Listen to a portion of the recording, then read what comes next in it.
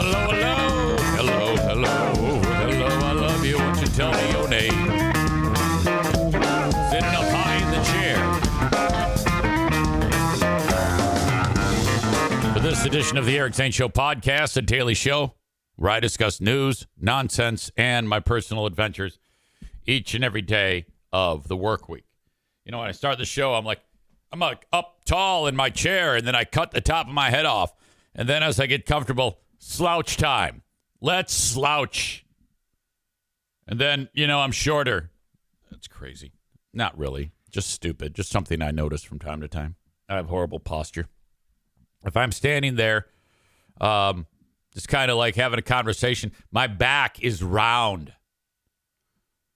Chiropractors see me, they go, sit up straight, you asshole. Put your shoulders back. You look like fuck. Jackie does that to me. She goes, Dad, put your shoulders back.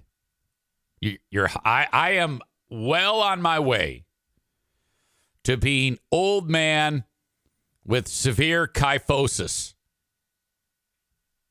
Chris writes, ow, my back. Ow. Ooh, yeah. All right.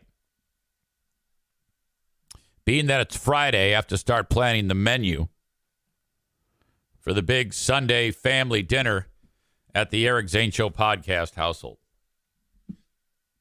I don't know why, but stuck in my brain this week, I've been thinking about, for the first time, making something that will no doubt be called the Eric Zane Show podcast Slaughter the Turks Philly cheesesteak, not cheesesteak, cheesesteak special. Never done it before in my life, but as you know, if I'm doing it, it's the greatest ever. If you see me doing this right now, where I'm like moving my tongue around in my mouth, it's because 1 second before the show started, I finished the cocoa wheats, and they're everywhere in my mouth right now. If you were to French kiss me, you would get an entire mouthful of cocoa wheats.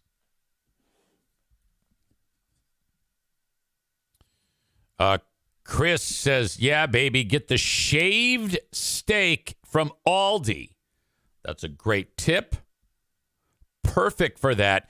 Okay, now, the thing is, my idea of a cheesesteak is not like that shitty-ass street food you get in Philly. There's a couple of fucking dive dumps where you walk up to the window and you get a Philly cheesesteak.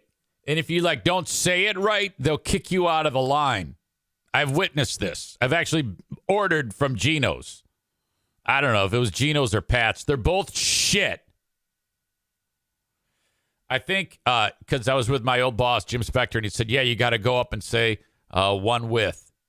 I'm like, what the fuck is one with? He goes, that means you're ordering one with cheese, I think.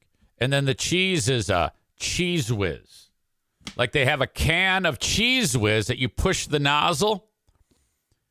That's the fucking cheese that they put on it.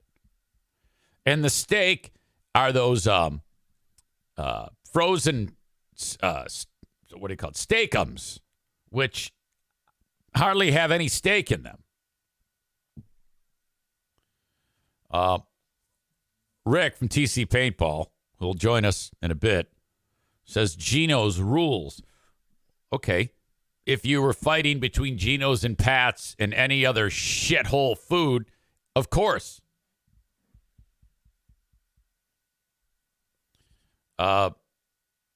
Nick says what I'm describing is easy cheese. Cheese Whiz is like a cheese sauce.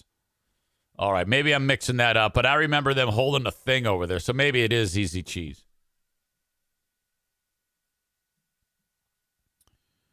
So, all right, I guess if you're comparing it to other street food, you could say that it's good. But my plan here is to actually make a real sandwich. Real steak, real cheese, sauteed green peps and onions, appropriately build the sandwich on a toasted or grilled bun. You know, you can do like open face and put it in the broiler. Aram adds, in college, I ate them with mushrooms and banana peppers. Also a win. We can add that. And this is going to be an Eric Zane Show podcast. Slaughter the Turks. Philly cheesesteak sandwich surprise bar. That's the way we did. What was that thing I made yesterday or last week? Not Stromboli. What are those called? Calzone. Yeah, I'm there and Master Chef Easy wearing my All Turks Must Die t-shirt. And then, family's like, okay, I want that in my calzone. Wrap it up. Brush it with the butter. Sprinkle the Parmesan. Sprinkle the cheese. Sprinkle the cheese. Put it in the oven. I'm telling you, you got to do that recipe for the calzones. I mean, it's a new day here in the household. That's old news. But if you, god damn. I've never really had any success making my own dough until that effort. So that, I think, is on the agenda. However, I have to offer the suggestion up to the crew, all these people that I'll be cooking for. And sometimes you get blowback. I like cooking new things here in the household. But I also like going with the old standards that make people happy. Could be the Slaughter the Turks spaghetti and meatballs. Could be the Slaughter the Turks crispy chicken sandwiches, and on and on and on. Speaking of slaughter, the whole business is going down still in Israel with Palestine. What a transition that is. We go from talking about cheesesteaks to slaughter to actual death. Israel again moved in. They're like putting tank columns in and then fucking shit up and then leaving. Meanwhile, okay, this is what I'm talking about. The U.S. bombed targets last night in Syria. This is fucking huge. This could be the start of a fucking war. The U.S. went in and blew up key sites in Syria because they're accusing Syria, backed by Iran, of lobbing in bombs on U.S. facilities that are there. Several U.S. military were hurt. Not killed, but injured because of this. Now, they're like, fuck, the U.S. isn't going to do anything because they think Biden is weak. Now, I don't know if that's going to work out for them. Biden actually might, I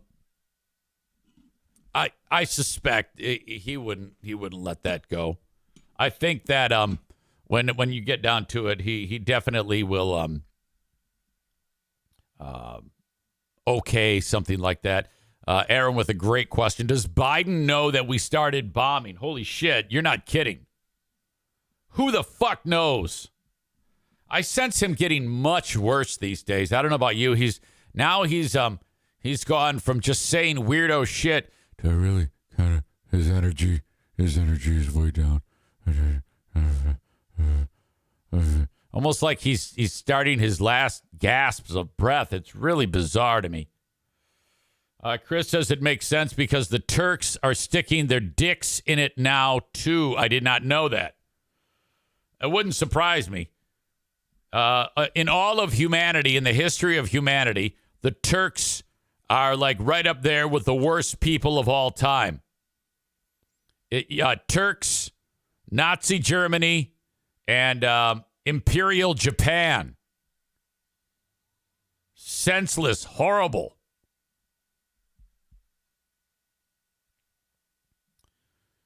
Another transition. Speaking of senseless and horrible. That's two amazing transitions. The first one was speaking of slaughter and then into the story. And now speaking of senseless and horrible. Maine. That fucking psycho who shot up the joint is still on the loose. I saw a stat this morning that because, now they're talking about how senseless moments like this where crazy people shoot up places, that's called gun violence. And I don't know why, but I kind of wince when I hear that. Yes, a gun is firing, but I don't know. Something doesn't feel right about it. Maybe someone can talk me through that.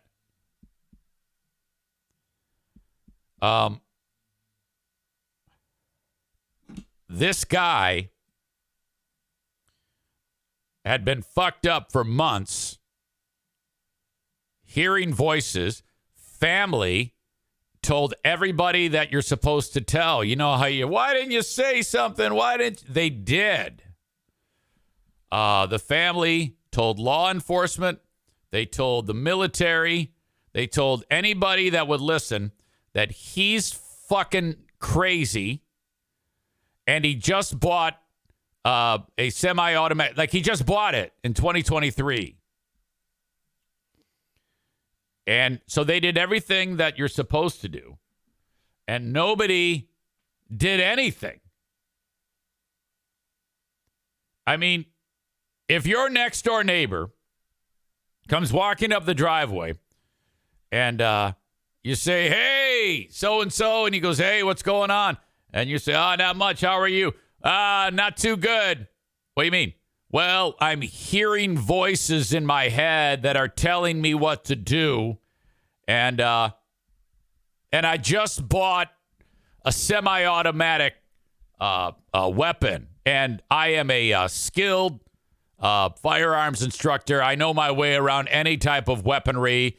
And I'm former military. So I am now handing you 8 million red flags. What are you going to do? You're going to turn around and you're going to tell everybody what the hell just happened, and then the police come in and shoot him. That's what we can only hope for.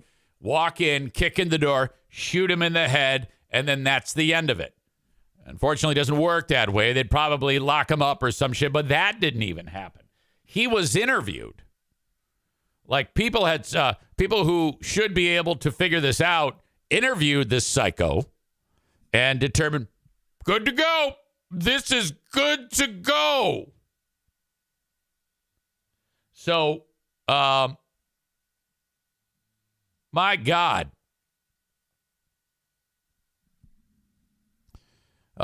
Corey says, yeah, he bought the fucking thing this year.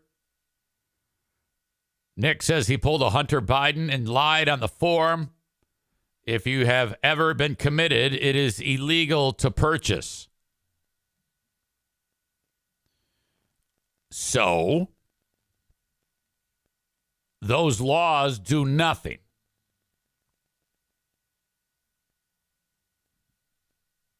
So I'm not going to sit here and act like I know what to do. But it does beg the question. If someone can just walk right through any law, and like, if there's a will, there's a way. Chris says relying on a psycho to tell the truth on a forum doesn't seem to work. Fuck the forum.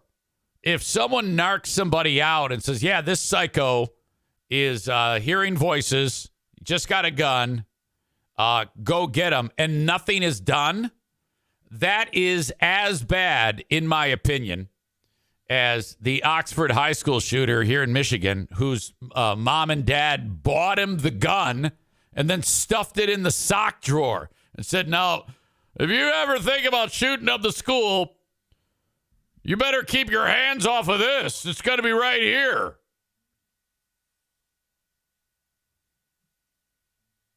Yeah, I'm not, fuck. Think about that. Family says he's hearing voices and he just bought a fucking whatever. And nothing happens. He passed the test with flying colors. He got the green check mark.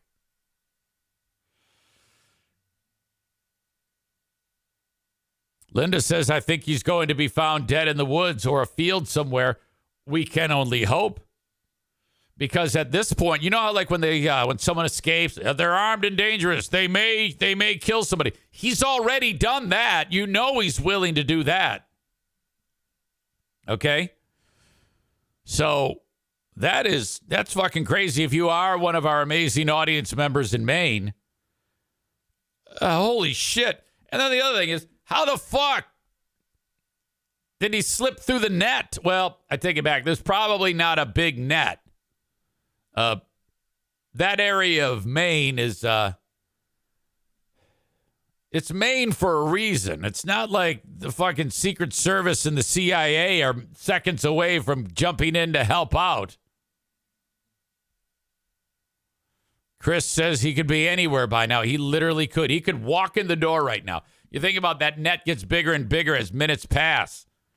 I'm also amazed that we really don't have any clue as to where he could be. That's kind of like the whole business of small town, shoots a bunch of people, manages to get out. We don't even know if he's driving anything, if he's on foot, if he's dead, if he's hiding. Who the fuck knows? I don't know if I read this yet. Aram wrote, try making the store owner responsible for anything that happens. They will do more due diligence before selling. Well, I mean, I don't know. We're assuming a lot here.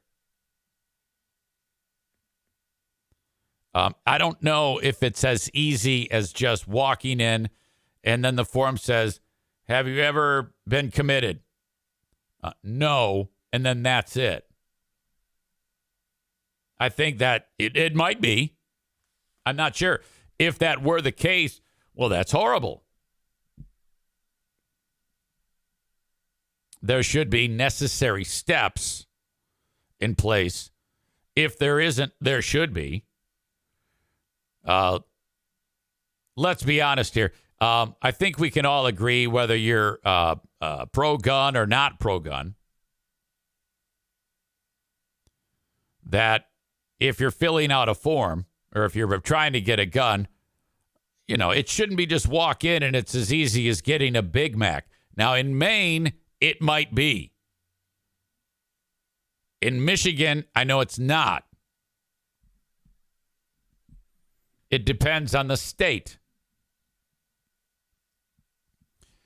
Joe Martinez describes the guy as Rambo. Worse intentions, though. All Rambo wanted to do was get something to eat, for fuck's sake. Corey says a note to his son was found. Chris says for a long gun, that's pretty much it. Just walk in and get it. Okay.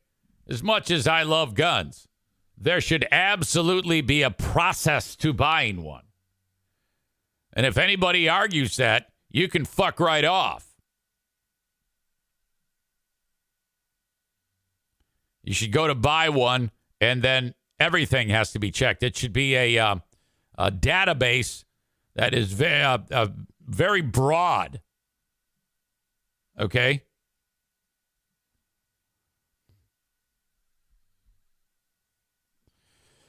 Linda says, I'm not sure how thorough the background check is. It was done in minutes. Are we talking handgun or long gun?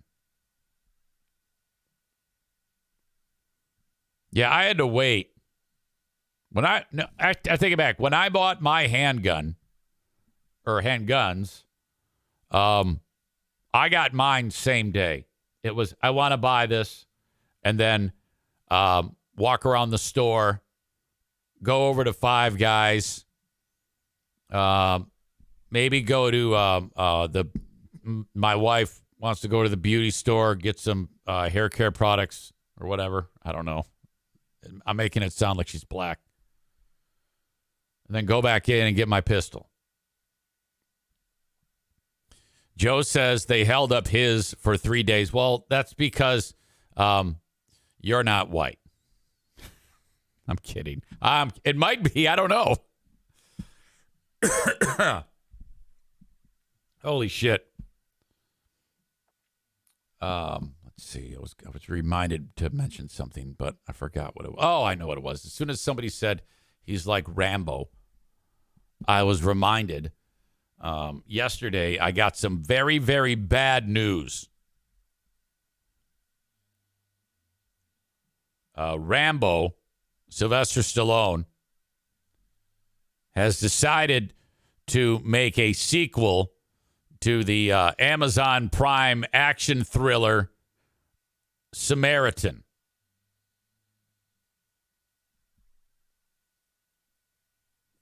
Samaritan, the sequel. Samaritan was a superhero, and then he vanished, and everybody thought Samaritan died. But a young boy convinces Samaritan to come out of retirement and save the community because it's all being run down by ruffians. So Samaritan, he shows up and saves the day. Now, there's a couple times, though, as I've indicated to you in the plot line. By the way, this movie, it was recommended by Adam Balboa, who is the biggest Sylvester Stallone fan on the planet. All right. And he said, you're going to love this, EZ. It's so good. I mean, it blows. Okay. If you were to watch Avengers Endgame and then you watched Samaritan, you would easily say Samaritan is a million times better than the shit Avengers Endgame. That was a garbage movie compared to Samaritan.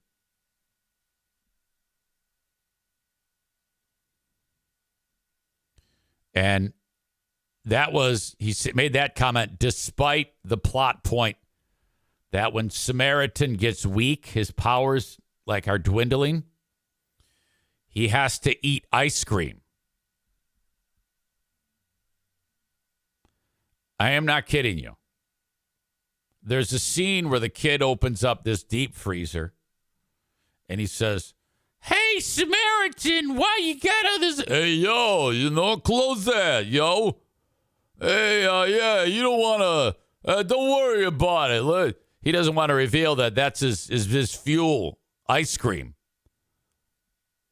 And at one point, Samaritan's getting his ass kicked by the bad guy, and the kid says, "Samaritan, come on." "Hey, yo, go get me some vanilla bean."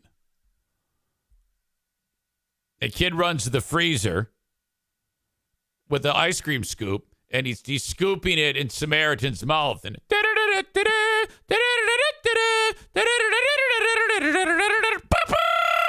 "Hey, yo, I'm ready." "Samaritan, you saved the day." "Hey, yo, thanks to you. Oh, wow, hey, you got some Mackinac Island fudge there?"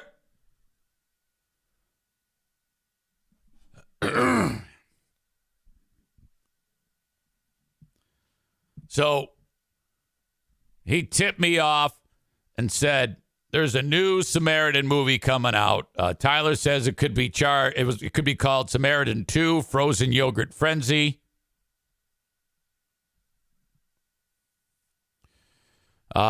Back to quote-unquote gun violence.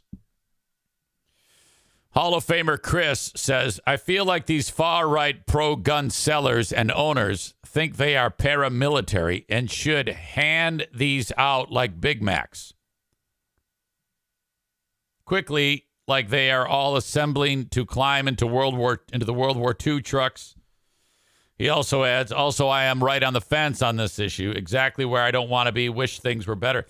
Yeah, whenever I go into a gun store, I hate it. Because I'm surrounded by assholes, and I can tell just by the looks of them. They're all fucking dicks. So I hate that I have to be in a place with them to buy something that they want. However, I don't even fucking shoot my gun other than just to practice.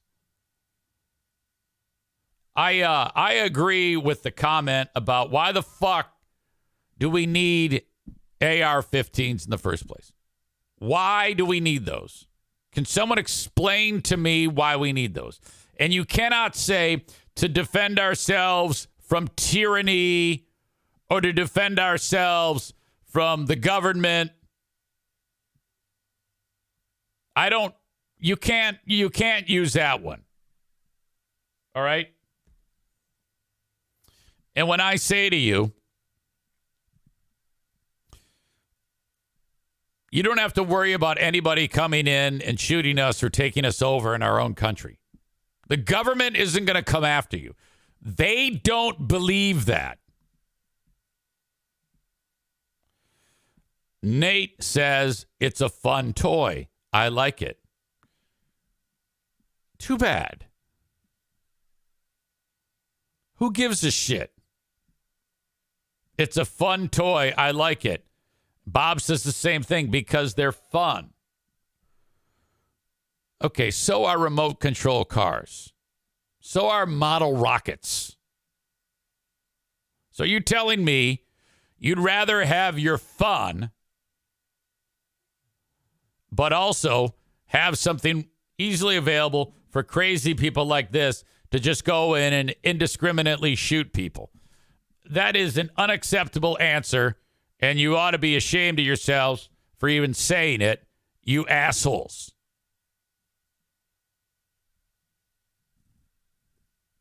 All right? Unless if they say, Eric Zane, you cannot have that shotgun under your bed and those handguns in your house and on your hip, then I would love this to happen. Nate says, I was being sarcastic, idiot. I'm a space guy. Fuck guns. Okay, that means Sir Bob of Oliver has to come clean too. Do you mean that? That you think you should have the right to have those guns because they're fun? Because that is an unacceptable answer. Dave says you are right about a national database, Zane. The fact that we don't have one is beyond unacceptable. We have a national database for the effing X-Men. We do? What the fuck is that? What the fuck is that supposed to mean? He says you can thank the NRA for the lack of one for people who shouldn't own guns. Oh, yeah. There should be a profile on everybody, and it should be as easy as a Google search. You know, you have access to the site, you put in a name, and in 3 seconds, you get the red check mark or the green check mark, and that's it. That's what we should have right now. And gun retailers shouldn't be able to sell guns. That's okay. If you go to the store to get fucking deer feed and binoculars, what about if you could only buy guns from a government store? Any gun. Similar to like how you get your driver's license. The only way to purchase a gun would be to go to an actual government store where, you know, you got to face the music right there, whether or not you should be getting a gun. And don't tell me we can't afford it. Don't tell me, fucking make it happen. Make it happen. Now you're going to face tons of lawsuits from the other side. These are stupid people. In my opinion, we should declare a national emergency. You know how, like, when a president takes over and they sign those executive orders? Remember Trump signed about a million of those things? I would sign an executive order to make all of this, what I just said, a reality. Day one. Okay? I don't give a shit about Cabela's. I don't give a shit about fucking NRA cocksuckers. Fuck those motherfuckers. National database. That's the start, okay? And the reason why this is important is this. Too often, people just say, well, you're not doing anything. And then fucking Free Beer cries about it on the radio. This would actually be someone doing something about it. By the way, I reviewed Free Beer's moment that he had where he was legitimately crying, which I hate to say it was kind of weird. I know I'm going to look like an asshole, but I don't give a fuck. Crying over this and then wanting to say something brilliant like I am now, but coming up short because he doesn't have the horsepower. He does not have the nerve to say, fuck this, this is what we need to do, and if you don't like it, fuck you. Okay?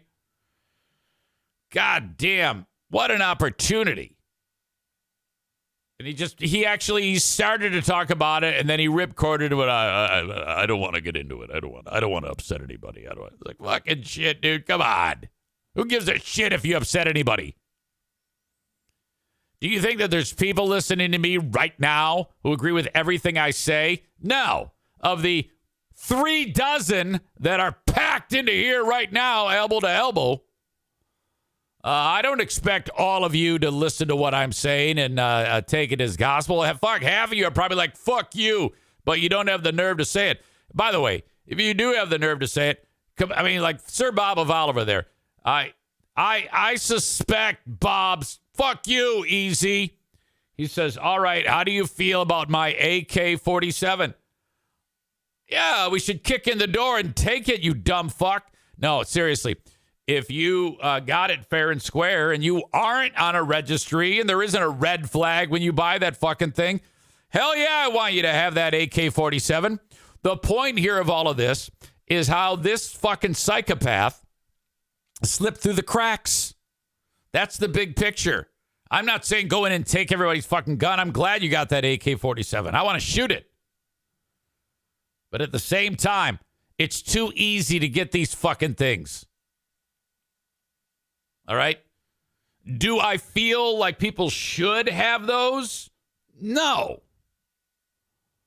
No, I don't. I don't care how fun it is. I don't care if when you shoot a gun, you have an orgasm. That's fucking crazy if that's the reason why you think we should be able to have guns because you find it fun. Cole says, how about this? I have a concealed carry. I shouldn't have to have a background check anywhere. Just show that. Nah. We're going to add the extra layer. We'd rather be safe than sorry.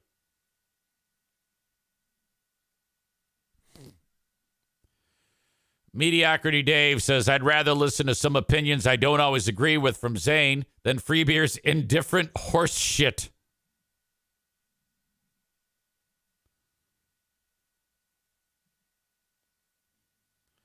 Chris in Maine says, would these kooks do more damage when they are pissed off that their assault rifles are confiscated?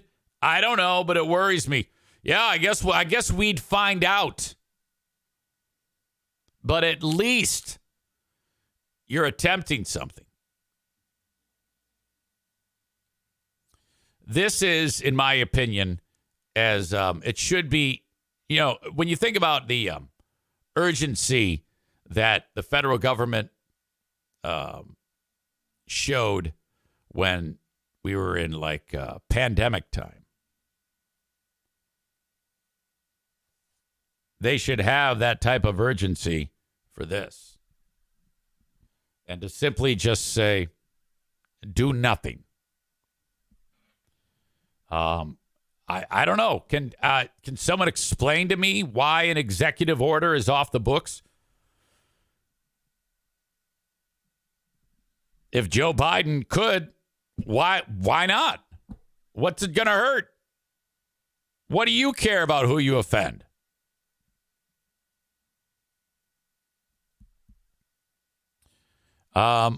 Chris says something that I don't know what that means.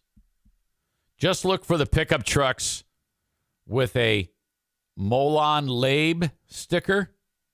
Immediate red flag. Well, now I got to look that up.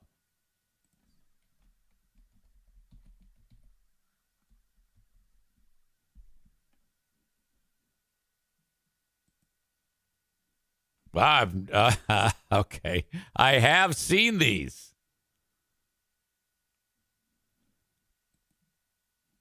That means Molon Labe. Am I saying that right? Or is it Molon Labe? Molon Lobby? I think that's maybe Latin for come and take it. Come and take them. Greek. Okay. And then you got the Greek helmet there. Like, what's the name of that movie? Gladiator. I agree with that. You see anybody with that shit, immediately shoot them. People with all black flags outside their house are also a problem. Okay, let's go over the laundry list. Don't tread on me, problem. The one you just talked about, the Greek thing, problem. All black flag, problem. U.S. flag that's black and gray with stripe through it. Okay, blue stripe, red stripe. 3% sticker, that's a big one. All pickup trucks except mine. Fuck Joe Biden, Trump won. Ottawa Impact. Anything Republican. These are all people that should immediately be arrested. Machine gun stickers. State of Michigan holding the handgun sticker. You know that one?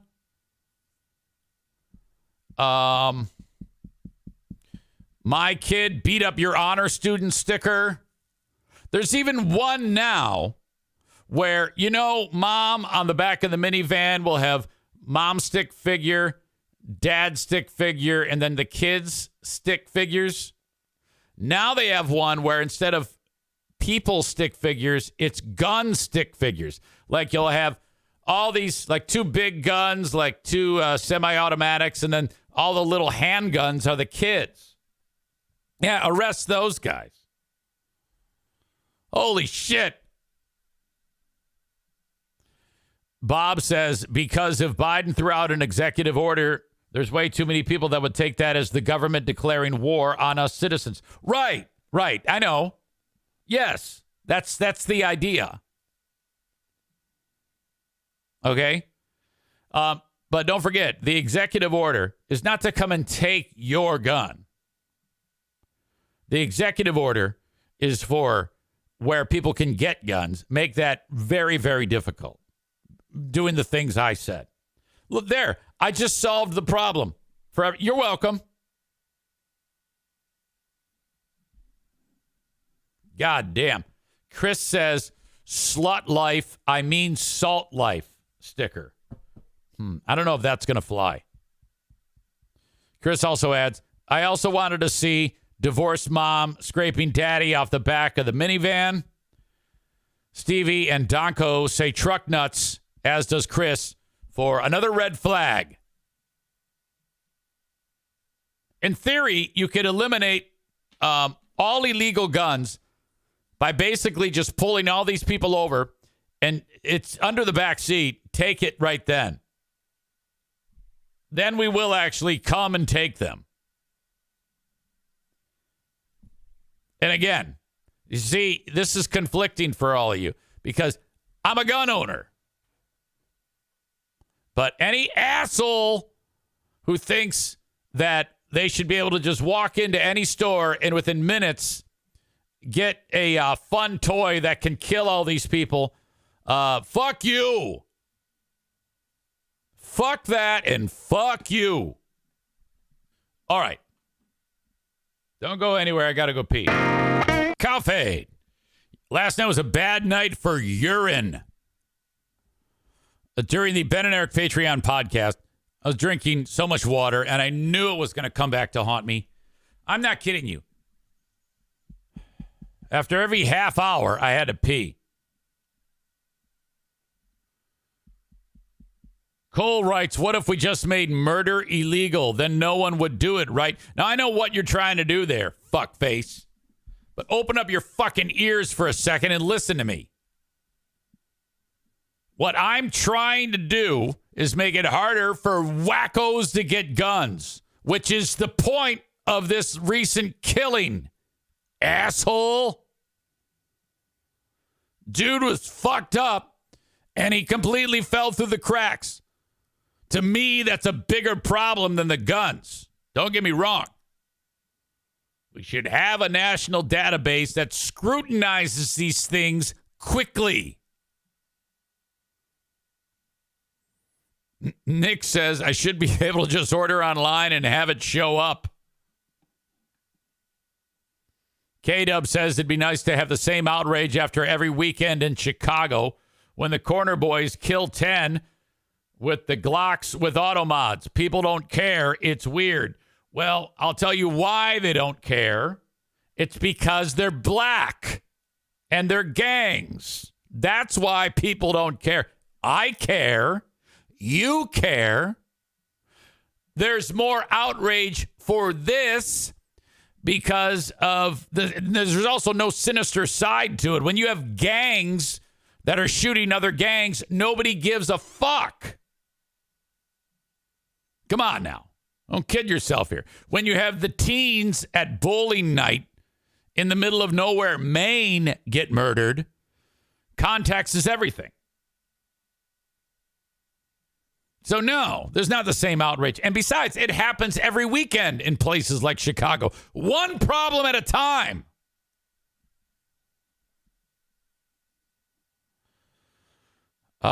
Nick says we need crazy control, not gun control. To the island with all of them.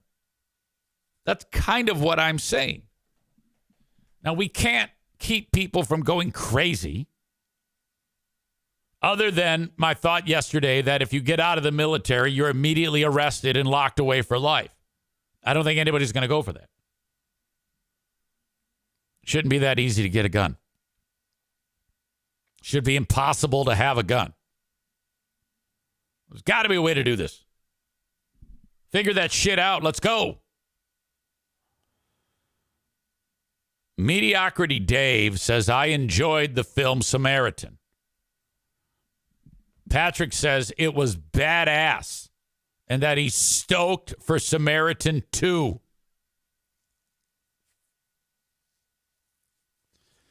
We're doing two topics here. Nate says this guy had no combat experience. And? Okay, you cannot suggest that it's combat experience that makes people crazy. If this guy did a tour anywhere, even during a peacetime moment,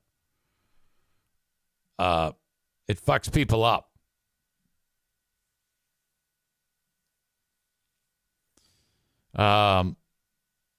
Becca Shea says there is a way to do this. They just don't want to because it makes too much money. I don't believe that. I think that's a nonsense, throwaway, garbage comment. That's what that is. Yeah, we're making too much money, so we're not going to do anything.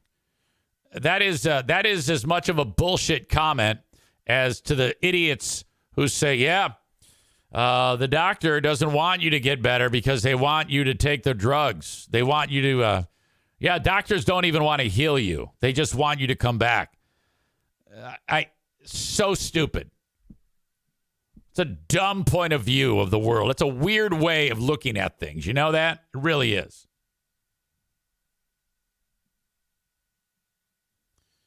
On the Samaritan sequel. Samaritan receiving a sequel is a surprising development considering the horrible critical response to the superhero movie over a year ago. However, the film did well with fans.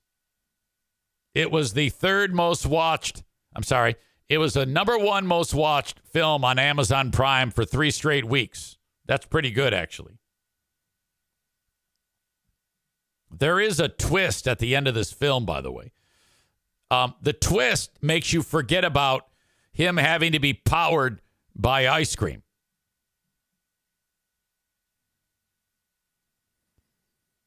The Stallone-led film was a flop among the critics, who felt it did little to separate itself from the crowded cinematic landscape dominated by Marvel and DC. No, it definitely stood out. He was a bad guy who needed ice cream to live. So I don't agree with that. The substandard Samaritan reviews resulted in a 38% on Rotten Tomatoes. Now, I'll go this far. It's a piece of shit movie, but I'll watch it similar to like watching Pacific Rim. I am not above seeing shitty movies. Despite the bad reviews from critics, Samaritan was a hit with audiences like Patrick and Dave. And, of course, Adam Balboa. The superhero flick overperformed on Prime Video, as I indicated. Audiences reported a drastically different viewing experience than critics. As they appreciated Stallone's solid performance, it was not a solid performance. And Samaritan's refreshingly dark twist in the standard superhero formula. That warranted a sequel, according to the experts. Corey says Pacific Rim was awesome. I agree. Terribly awesome. Bad movie. Bad, excellent movie. Dave says it was an atypical Sly Stallone vanity project, and I enjoy those usually.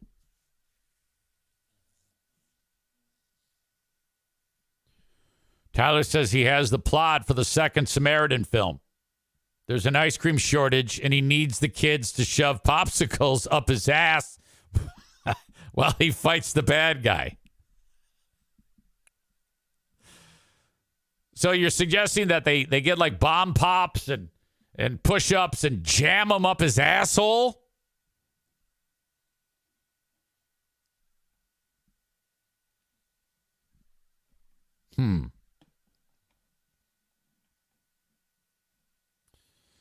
All right. We have simultaneously exhausted the amount of material on two topics. Dead people at the bowling alley and Samaritan. There's only one person capable of tackling two amazing things in terms of content as that. Two things to talk about at one time. The film Samaritan and mass murder.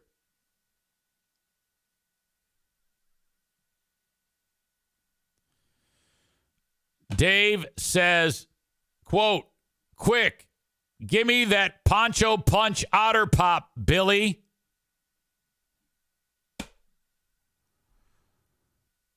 Parker Patrick Preston Taft says, well, hello, Eric. Good to see you, buddy. It's been too long. That's part of Team Knuckle Dragger right there, which I haven't been to the YMCA in forever. I saw your dad there when I visited Diana at work the other day when I went on the apology tour. And he's like, oh, yeah, you're back. And I'm like, yeah. And then I turned around and walked out. All right. For the folks who are getting the show at this moment on Facebook, X, and YouTube, thank you so much, but it's time to say goodbye. The full show, we still have another hour of chit-chat. Chit-chat, that sounds stupid. One more hour of show, including Rick from TC Paintball. If you want it, download the Twitch app right now, and then search Eric Zane Live, all one word, and you are in business. Or if you're at a desktop, laptop, whatever, just go to twitch.tv/Eric Zane Live. When the show is done, the audio is available on all of your podcasting platforms. Please subscribe to the audio podcast and rate it and review it on Apple Podcasts. I would appreciate that. for the reason only that I like to read them. That seems to be the only thing that those do. I even like to read the bad ones. There are some ugly ones on there. I just say some horrible shit. People are so brave when they are like anonymous. It's remarkable the shit people will say to you. I encourage you also to sign it, like with your name. Even if you're saying something rude. If there's anyone, and I doubt I'll find anybody, who has the nerve to actually say it and sign it. Of course, you could always just sign anybody's name. It could be someone who loves the show, and you could say something terrible and then sign it with their name. So that's probably a dumb idea. All right. Patreon is available for you. I have tons of extra content each week, and you can try it for free. Patreon.com/Eric Zane. 7-day free trial available for a first-timer. Patreon.com/Eric Zane. Sign up for the $10 a month freebie. Cancel it right after. I don't give a shit. You get the 7 days no matter what. I'm letting you have that. Hopefully you'll like it, and then you'll sign up or let it charge you. That's totally fine. You do have to put in a payment form, but as I said, it's very simple to cancel. Yesterday on the Ben and Eric Patreon podcast, we reviewed Free Beer reading a letter from a audience member of his in Maine who took the time to write while he was hiding in his house, supposedly. I do actually believe it, but it just seems weird that someone would do it. I mean, there are some people online who are suggesting that it was a fake. I don't believe that. Greg didn't really say anything. He just read the guy's email and said, "What are we going to do?" and put up his hands, and he was weeping. He wanted to say something, though, and that's that's probably the thing that's most important in reviewing that clip.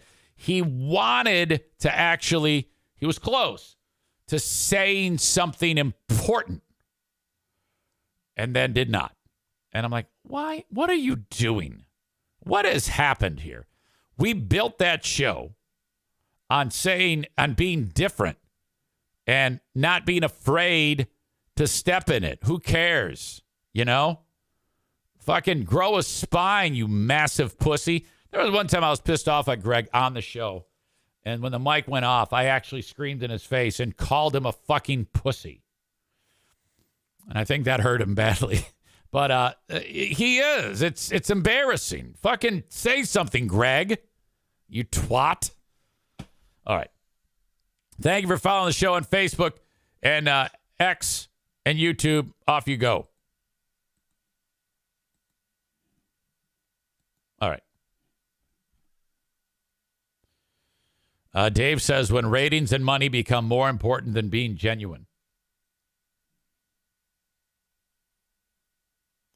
Kyle's very suspicious of what Greg read. He says, why did he read everything? Why didn't he remove info that was not needed? Leaving work 10 after 7. I dropped a coworker off. Who fucking cares? I don't know. I can't say. Linda doesn't really believe the validity of the letter that Greg read, nor does the person known as Becca Shea. Florida Man 814 says, what preceded that? More specific, please. I'm not sure what you're referencing.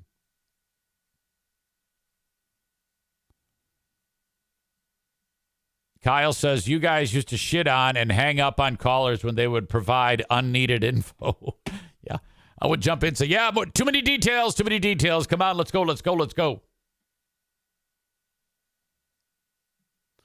Linda adds the detail of the wife in the letter having AirPods in while cleaning so she didn't hear all the sirens. Please, she writes, excuse me for everything. Excuses for everything.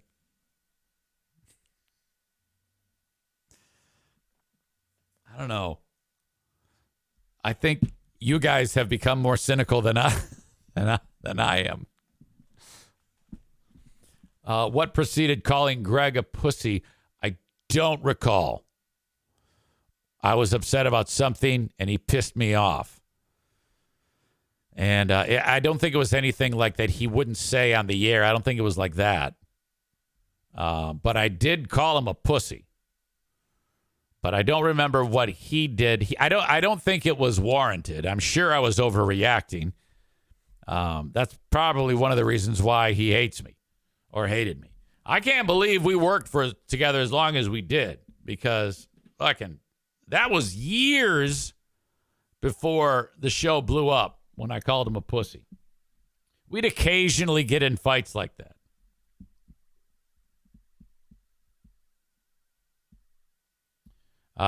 Linda says it was too detailed. Kyle says exactly. So she said, quote, AirPods were in, and he remembered to include that in the letter. Why not say, wife didn't hear sirens? So wait a minute. Are you guys accusing him of writing a detailed letter and thinking that would go over, or maybe just left it in because he didn't want to take anything out of its truest form? I'm actually giving him the benefit of the doubt. You assholes are actually now diving in, say, with a conspiracy that he wrote that himself. Florida man says, did you all ever throw hands? No. There was never, ever a moment that we had during the years threatened violence. Nothing like that. Greg typically is, if you upset him, you're going to get silence. Probably the best you'd ever get would be passive aggressive. That is very much in the playbook. I'm aggressive. Didn't Joe pin you? No. I don't know what you mean. I got beat up by Joe when we did 15-second fight. He caught me with one. He broke a rib.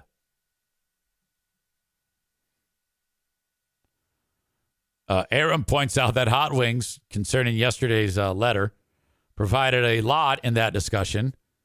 I think you're being sarcastic by repeating a couple things that were already said in a slightly different manner.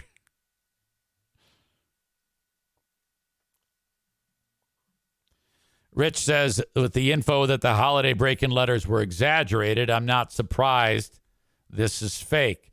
I don't think it's fake.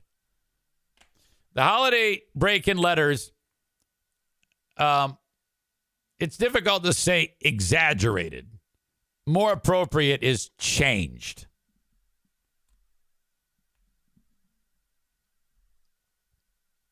And they do that to protect the... so that people don't really know, can't figure out by context who it is. But the thing about holiday break-ins that always made me uncomfortable was I just felt like, and I think that this is more of a me thing than a them thing. I don't know. I when I would see the reactions of the people, and it just, I didn't buy it. I was in there in the room, and I just didn't buy the tears. I wasn't convinced of what was happening was actually real. I just kept that to myself.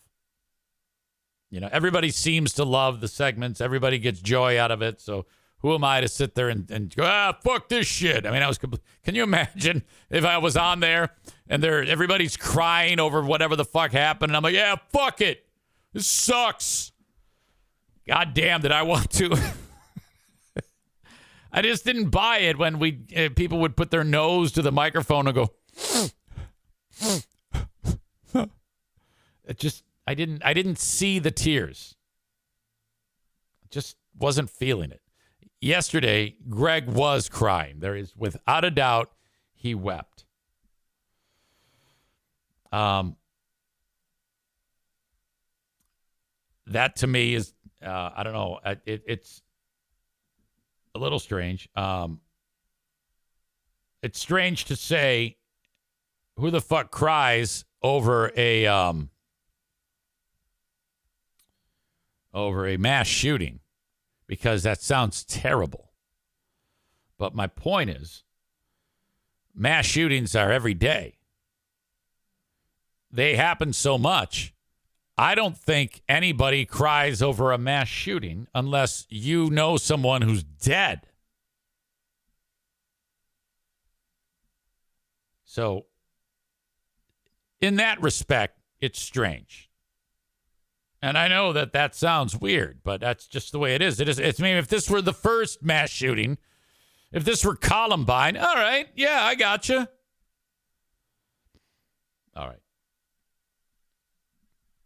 Let's bring in Rick from TC Paintball. Besides, no one else in the fucking room, including the chicks, were crying. And everybody knows chicks are weaker than dudes. Good morning, Eric Zane. What up, buddy? How are you? I'm good. How are you doing, Eric? Well, would you ever consider, thank you for joining us, because of all the mass shootings, homeschooling your children? Yes. I do too. I think that's a solid, that's a baller move these days. Yeah, I feel like they miss out on so many opportunities socially by doing that. But it's like, man, you want to protect your own. Like, you don't know what's going to happen next. I think if you do that, but you facilitate an environment for social outside of school, either with group things or promoting get-togethers at TC Paintball and whatnot, and sports, I think you can have it both ways. Yeah, I agree, but I mean, especially the TC Paintball part. But I don't think that you can try to recreate situations. But, you know, I've thought about this a lot. 'Cause I know a handful of my friends that have homeschooled their kids. I know some people that are homeschooled. And I always kind of weigh that in my mind. Like, okay, you know, you're keeping them, quote unquote, safe or safer and not putting them into a situation where you can't control it. But think about the people that you're forced to be in class with. You don't necessarily, or whatever, you know, tell your parents, hey, I want to have a social get-together, plan one for me, and invite these individuals. Sometimes you're stuck with some individuals that you wouldn't pick, but being with them over the course of like a school year or a semester, because you learn more about these people and you learn that, you know, you can't judge a book by its cover. Maybe there's more to them than you actually realize. And I think that opens your mind a little bit as far as, hey, maybe there's more to know about these people before I kind of shut them out or categorize them a certain way. Right. So someone who you might, like on the surface, consider to be like a booger eater, they go on to become a wonderful friend for life. And what one of us hasn't been a booger eater? You know? Booger, yes. I mean, I think it's safe to say that the school is littered with school shooters and booger eaters. Oh, well, okay. Have you at TC Paintball ever had a person complain because though it's paintball, they you know, you get looked at with a wayward eye because it's shooting? Never. You know what I mean? I opened my business in 2001, so we're over 22 years into this. You know, obviously, no lack for gun violence in that span, and I've never heard that come back at me. Now, people have asked me, you know, why don't you push harder to get into schools, you know, recreational programs to schools? And I do a little work like that, and I've worked with some in the past, but that's kind of always on my mind. Like, is that question going to come up? Are they going to say, no, we can't do it because of that? And I don't hear it very much, to be honest. You know, I try to portray it as, you know, we're playing tag. We're playing tag at 200 miles per hour, and nobody dies. You know what I mean? But even when we're going through our on-field communication with each other, we're saying, you know, kill one, kill two, you know, so if you really want to look at it down your nose, you'd be able to. If you had a gunman burst into TC Paintball, would you run or try to shoot him with paintball? That's a fight or flight moment, right? I had a paintball gun close to me. I'd put it all over that guy's face. Okay. I mean, what would he do? Yeah. You know what I mean? In the Boston bombing, if you remember those two psychopaths, the bombs went off. They didn't catch the guys, and it was a minute-by-minute news. I mean, it was constant story about the manhunt in Boston. And that's not happening over this. And this one is, it seems even more dangerous because his killing method was a gun, and he still has that gun. It seems like they're like, oh yeah, there's many dead. Oh, and by the way, he's still on the loose. It doesn't. Why is that in the course of the news cycle that this seems to be less intense than when that incident happened at the Boston Marathon? Well, I'm no expert. I'm just we're sharing opinions right now, and I'm absolutely no expert in this realm. But I have a personal perspective of course. I think it's a mental health problem, and I think that these people are looking for either attention or one last lash out at society that they feel wronged them, and then that's it. Like a supernova, they get bright and they flash out. So I think he's dead somewhere. I mean, I think that's what everybody thinks, that, if he was still out there, he'd still be rampaging, going from venue to venue or, looking for something else. So I think he went into the woods and kind of reflecting on what he did and decided that was the moment. God damn. Tyler has a question that says, has there ever been an incident on the paintball field where someone actually pistol whipped someone with a paintball gun? There has been incidents in the sport that people have tanked each other. Kind of the biggest thing on your complete gun setup is the air tank. And, when you get to the tournament side of things and then you progress up the tournament ladder, you're getting nothing but alpha males that are trying to flex on each other and prove themselves, prove that one dick is bigger than another. So that has happened in the past where a guy feel like he wronged him. It's not a common occurrence. I mean, I'm talking like I know of 2 incidents in 20 years that I know of. When you say tanked, is that when they hit him over the head like Looney Tunes with the tank? Yeah, not like baseball bat style, but like kind of like an uppercut. The tank, as you're holding your gun, would be right about where your elbow is. Oh, okay. So kind of high and almost elbowing him in the face on a swing. Holy shit! That happened with a tank a few times. Guys have been kicked out of venues or kicked out of tournament series. Rick, I think that Lions loss was times 10. Do you feel as bad as I do about that horrible, horrible performance? No, I don't, because I didn't have them in the Super Bowl yet. I mean, I love my Lions, big fan, but like I said 100 times, it's a long season. We're going to have ups and downs. They looked like absolute shit. But you can look back on even Super Bowl winners or really quality teams that have gone into a game and came out looking terrible. Because of injury or matchups or, just the way the ball bounced that day. So, no, I'm not going to write them off yet. I'm still a Lions fan, and I still think they're going to make the playoffs and maybe even go on a deep run. We're not going to look at one game and decide their fate. I am. I have now gone the other way, and now I think they're not going to win anymore. I mean, that was so brutal. It was brutal. I mean, how many plays of 20-plus yards did the Ravens have? My goodness. Oh, my God. Rick said, or Chris in Maine says, hey, Rick's here. Nobody make a joke about having an orgasm when shooting things. Now, I don't know what that means. Is that something we referenced in the past? I don't remember that. I mean, I'm all about some orgasm talk. Yeah. And however you need to get there is up to you, as long as you get there. As long as there's no farting on the mic.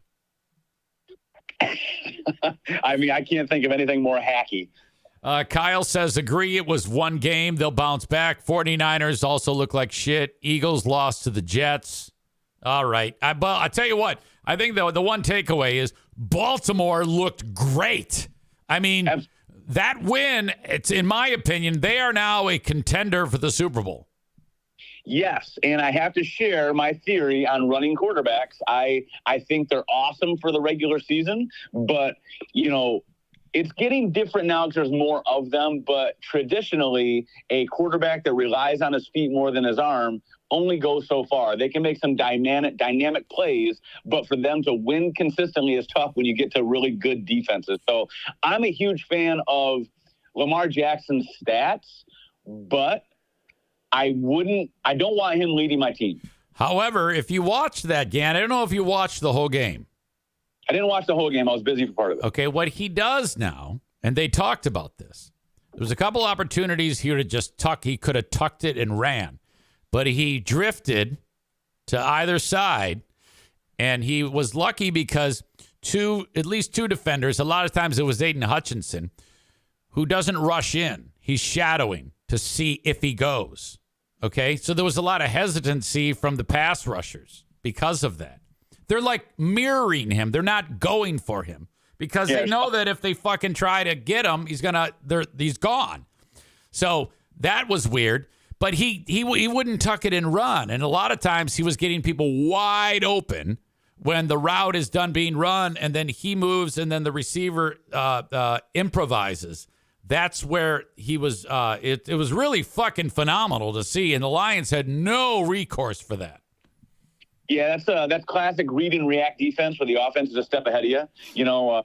That's one defensive theory. Another defensive theory is just to attack and make the defense deal with you, or the offense deal with you. They came in with a game plan, and the game plan didn't work. It's that. I think if they played the Ravens again, they'd tweak that defensive scheme and do something a little different, because it obviously didn't work. How the fuck though did they not tweak it at halftime? They're down 28-0. Jesus fuck. And, they're in meetings all week long talking about how they're going to do it. You got to kind of commit to a philosophy for that particular game. Right. So if your philosophy is to do something like, if you're to convert that to the business world, like come up with axe throwing. Here we go. Or you could then stick to the plan and then have axe throwing before you know it. I wish I had a good rebuttal for that. I really don't. I mean, I'm totally kidding. Damn it. Can people call you this weekend and get on the paintball field? Yeah, we do have some availability on Saturday and Sunday. We're not completely full yet. And it's supposed to be pretty warm. Yes, yeah, we're getting a little bit of that Indian summer. Can I say Indian summer anymore? Yeah, I do. I call it Indian summer. I do that. All right. So, Indian summer, which is nice. It's nice to get out there and get some work done where you kind of thought that, fall was here a couple times. We have to make a change. We had a conversation because the Mexicans cannot be at the November 19th paintball event. They work every other weekend. So, when you look at like November 19, no, but they can do December 3rd. They can do December 17th. So that's the schedule they're on, which I didn't know was a thing, but I don't know what the fuck they're doing. And every other weekend they have to work. Now, we depend on the Mexicans. Like 2/3 of the crowd are the Mexicans. Oh, Gabe brings a whole van full. Absolutely. Oh, it's fantastic. I love them so much. So the 3rd, I have a huge tournament, one of my 3-man series tournaments for the winter. So we can't do the 3rd, but the 17th I'm wide open on. Do you think we can make that happen a week before Christmas? When I get done with this, I'll double check the schedule. But the only thing that can ever slow me down is a sporting event, and I don't think there is a sporting event on December 17th. Okay, that sounds good. Let's plan on that, and you can confirm with me. And then we got to go to work right away and getting one scheduled for a little bit later in January, maybe February, and kind of catching up on these. Sure thing. You got it. All right. Any final thoughts, Rick? No, I mean, I didn't. You haven't really given me any heads up on what we're going to talk about the last few weeks. No. It's because it's gotten to a point where I don't even know. I appreciate. It's pretty crazy right now. There's been so much going on in the world that's kind of been the template. It's one bad news story after another.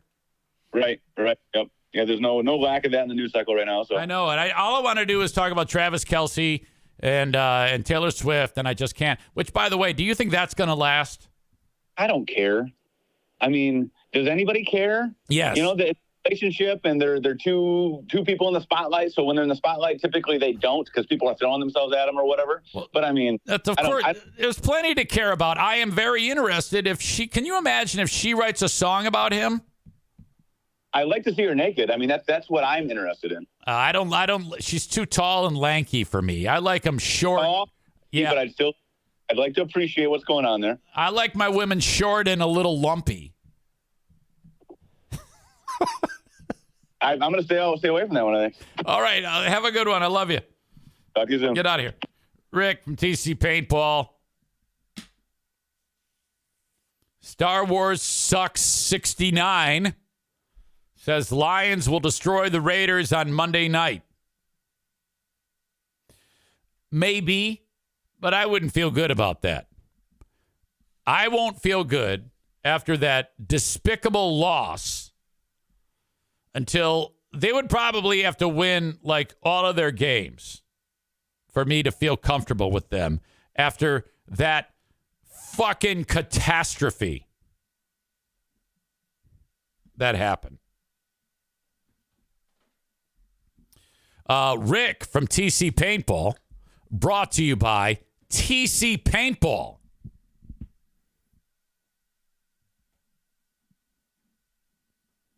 All right.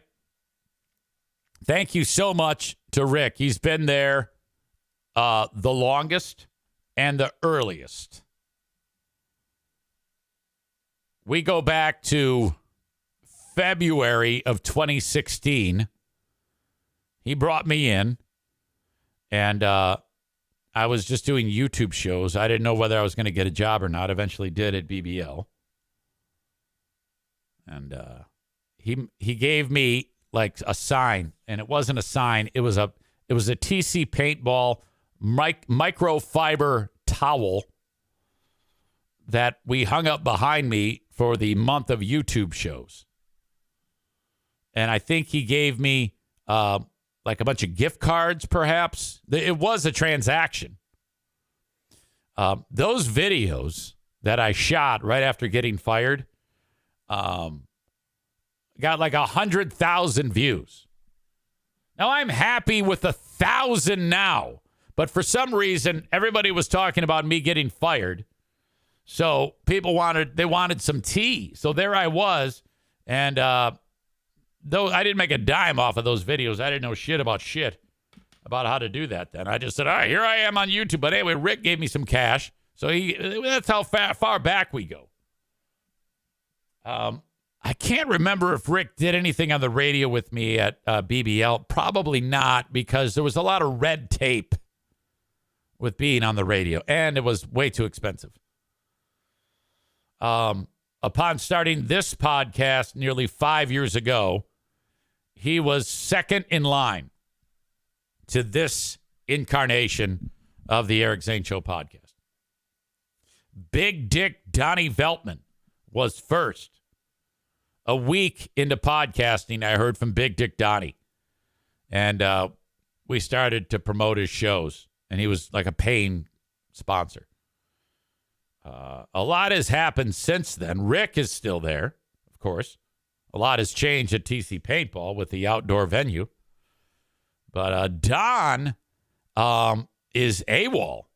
I don't know. He might be getting ready to shoot up a bowling alley or something, because he sold the bowling alley, and then Michael Rappaport put a bounty on his head. Like the Michael Rappaport said, I'm going to kick your ass in a Facebook video. It was incredible. He even in the video did picture-in-picture, like a split screen of Michael yelling at Big Dick Donnie, and the other screen was Don's Facebook page, him telling everybody to bomb, social media bomb his page, because Donnie owed him like 10 G's or some shit. And I reached out to him. I go, dude, what the fuck are you doing? Is everything okay? And I never heard from him again. I have never heard from Big Dick Donnie. Like I said, sold the bowling alley. I don't know what the fuck he's doing. Totally went belly up on the comedy business. Pissed all the local comedians off. He didn't pay. He had a bunch of local comedians he owed cheddar to. He didn't pay them. He didn't owe me money. I remember Don, the couple times he was a late pay on like the ad schedule. It's like, Don, you owe me this money. Okay, I'm coming over. And then finally he would show up at the door. Like he'd come over the house. He'd come in and he'd get out a wad of bills and he would count out money like green cash and go, here you go. And I'm like, well, this is weird. Who does that? Holy shit. Anyway, I completely digress. Thank you to TC Paintball, Rick over there. Rick adds, is Donnie a deadbeat? Well, not to me. I think he owes Rappaport. And I even said to him, I go, dude, you got to pay this guy. He is not to be fucked with. I go, just send him like $500 and say, I'm working on it. At least, whatever. Send him $100. Acknowledge him. Pay this motherfucker.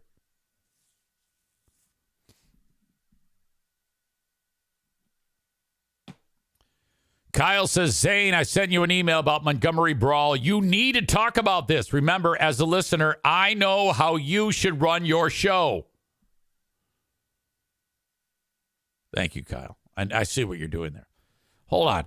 Look, I have done 90 minutes of show, and I haven't even talked to any of my fantastic sponsors.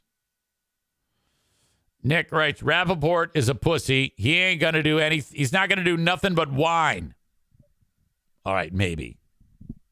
But still, it's got to be unnerving when someone who actually has people following him is sicking the wolves on you. All right. As I mentioned, TC Paintball. Online at tcpaintballgr.com. Booking events. It's going to be a great weekend. Get the neighborhood kids together. Have fun. Be the cool parents. Schedule it. Do it. Workplace team building. Bachelor party. You can do it all at Michigan's premier paintball destination, TC Paintball. Online at tcpaintballgr.com. I forget what TC stands for. Rick, what does that stand for? If you are self-employed, or your employer does not offer insurance, or you're in between jobs, you need health care from healthcare.gov. Frank Fuss can do this for you. He is a licensed independent insurance agent / broker. There's no charge when you utilize him for his services, in which he is going to go to healthcare.gov on your behalf, enter all the appropriate information in, and the next thing you know, you're covered. The program is funded by tax subsidies. So if you're looking at an insurance policy for you and your family that costs $2,000 a month, you're like, I can't afford that. I'm self-employed. Holy shit, I'm not making that much money. The way the program works is if your income stays below a certain threshold, and it's quite a high threshold, you get a tax subsidy for about 3/4 of that premium. The $2,000 premium now becomes $550.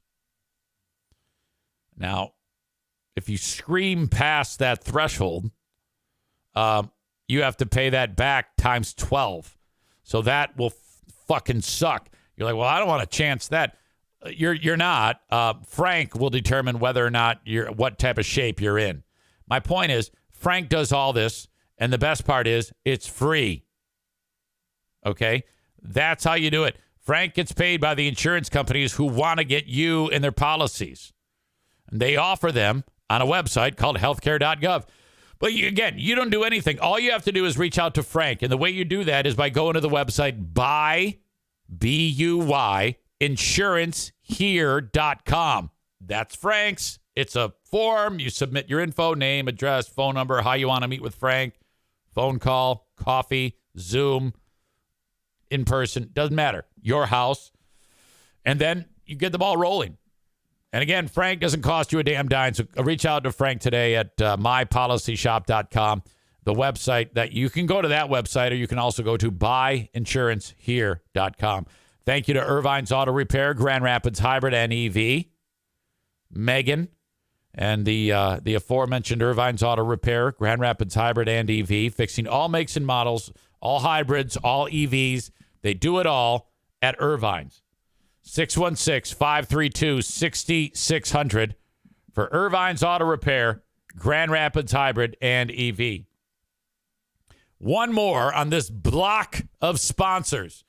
My favorite thing to talk about right now is how something I've been preaching to you for many, many years, getting your furnace tuned up. New this year, no cost to you.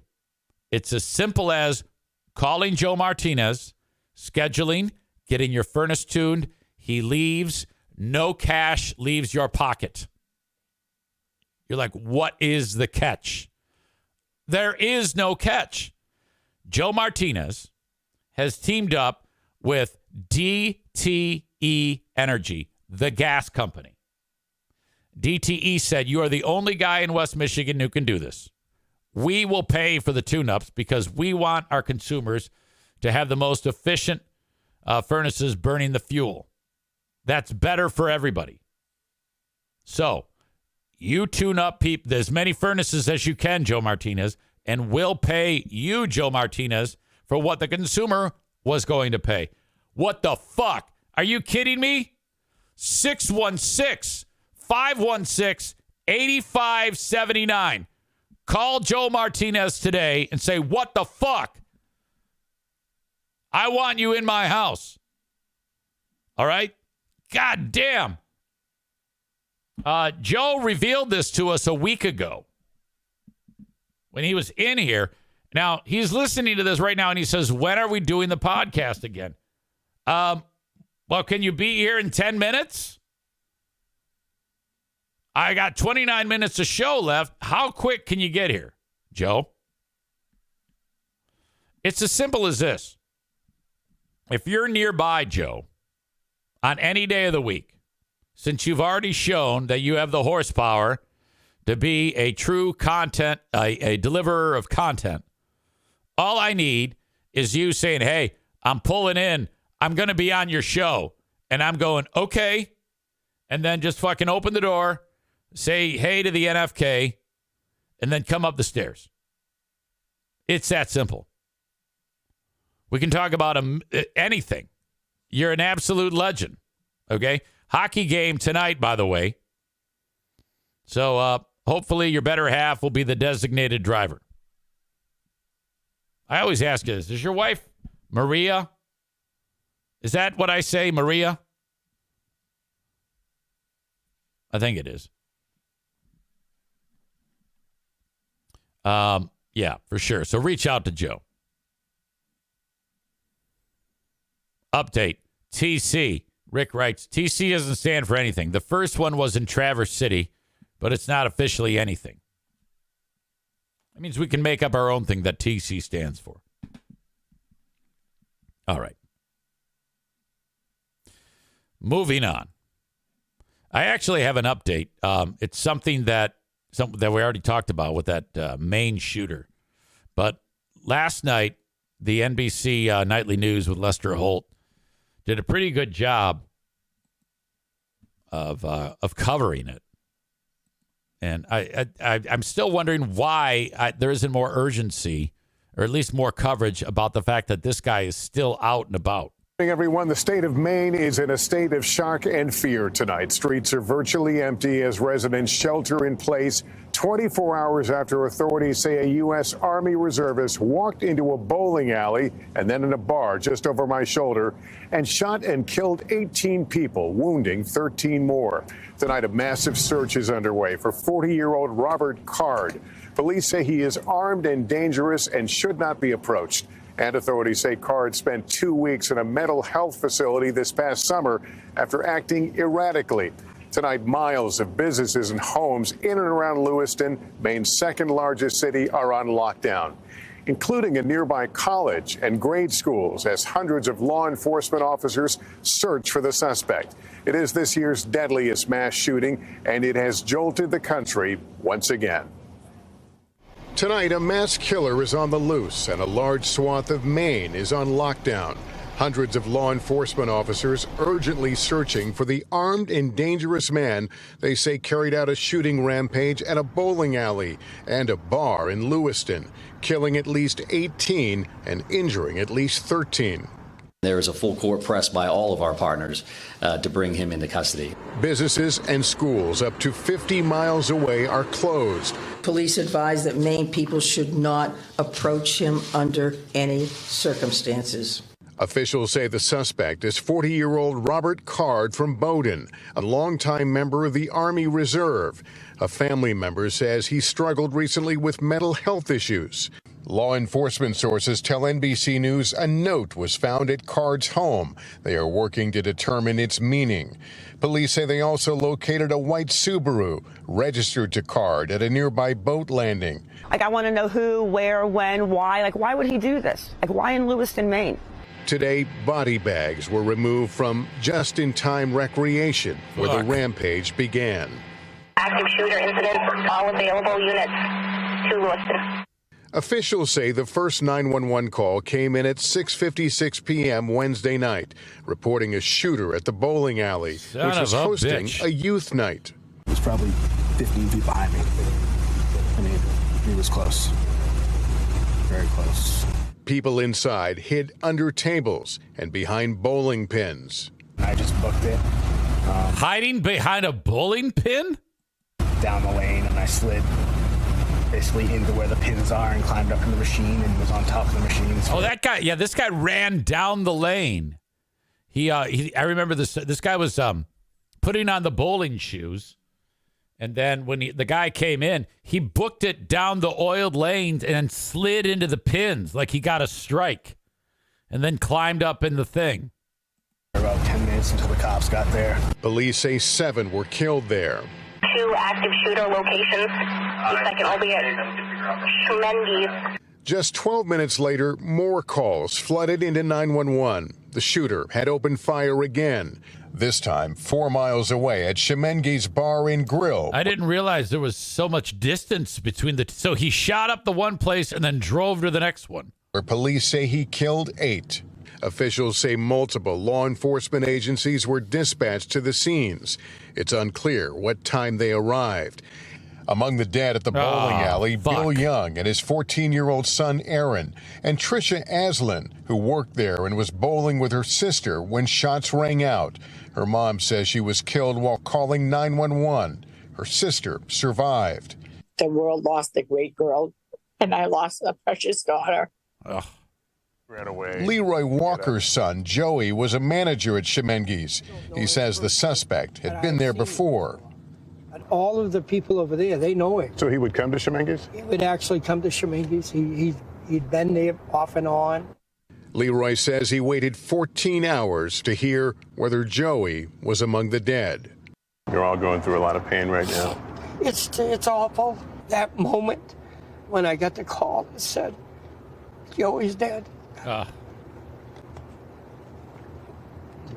guy. It brought me back. It brought me right back to my knees. He says Joey was a married father of 2 who loved running cornhole tournaments at the bar.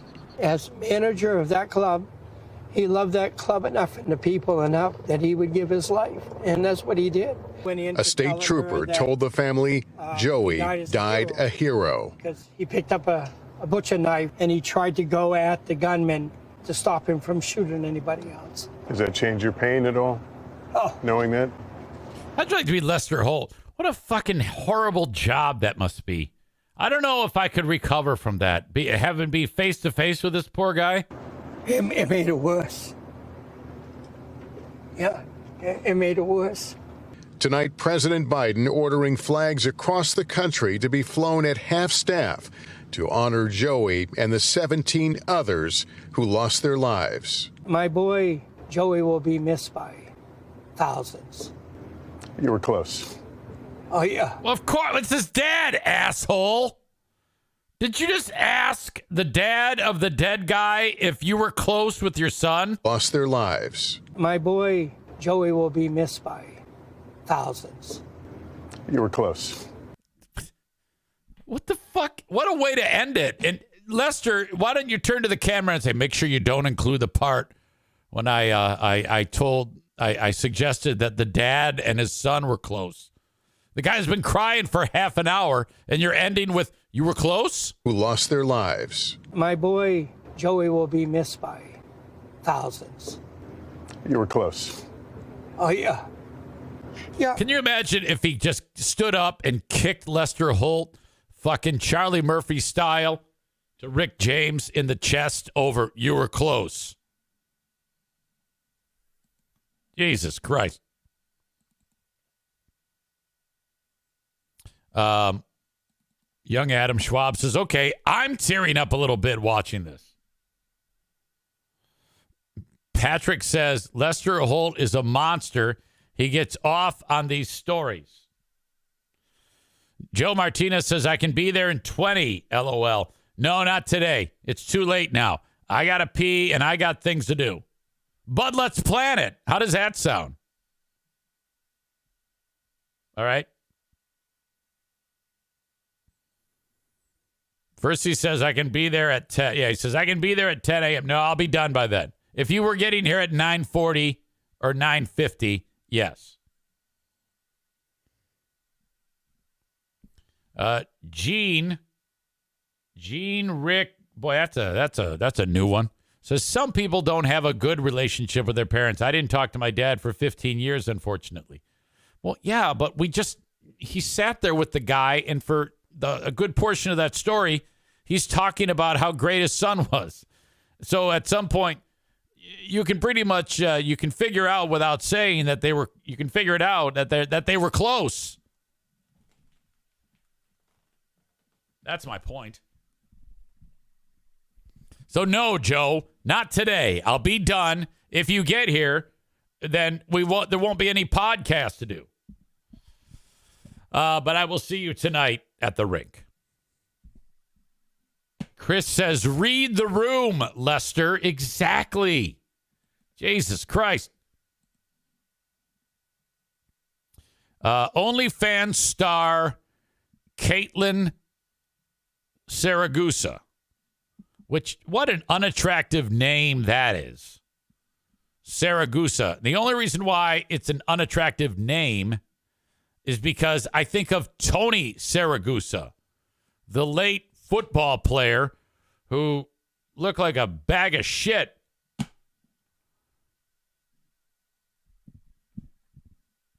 Caitlin is, as I said, an OnlyFans star, and she gets paid a lot of money for things like hot tub streams, shock investments. I don't know what that means. And partnerships to sell everything from fart jars to her bath water. Okay? So, I mean, I could understand. I mean, I can't really understand. I don't know why anybody would pay anyone online for porno when it is available for free. This chick, though, has a huge following, and she farts in jars and sells it to scumbags that are out in the world. I would like to hope that no one in the audience would buy fart jar or bath water.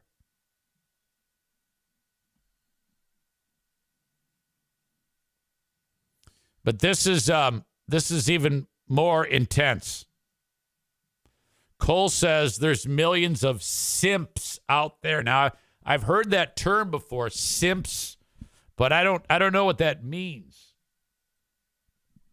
If you're a simp, like if he tells me, hey man, you're a simp, what is that?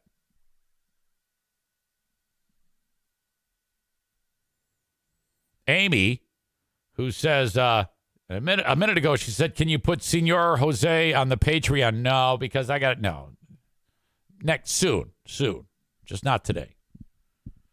And then Amy adds, maybe Zane can start an OnlyFans for the NFK selling his poop smears. Well, this woman is doing something that's remarkably similar to what you said, but not quite. It doesn't have to do with feces, but there is some smears involved. Cole says a simp is a loser that follows and pays girls for fart jars and stuff like that. You know, simps. All right.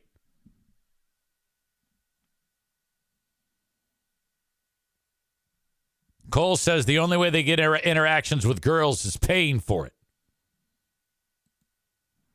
Caitlin Saragusa is letting some company scrape her cervix to get yeast to make beer. So a vaginal smear. The gynecologist collects a vag smear, which is taken to a lab where bacteria is isolated, cleaned, analyzed, and multiplied. At the end of the process, the bacteria are used to produce the pure lactic acid that goes into a product known as Yanni. That's the brand name. Beer. So vag smear beer.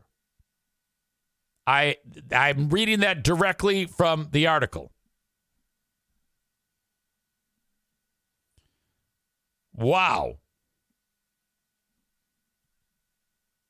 She's developing the new drink with a Polish brewery called the Order of Yanni. My God.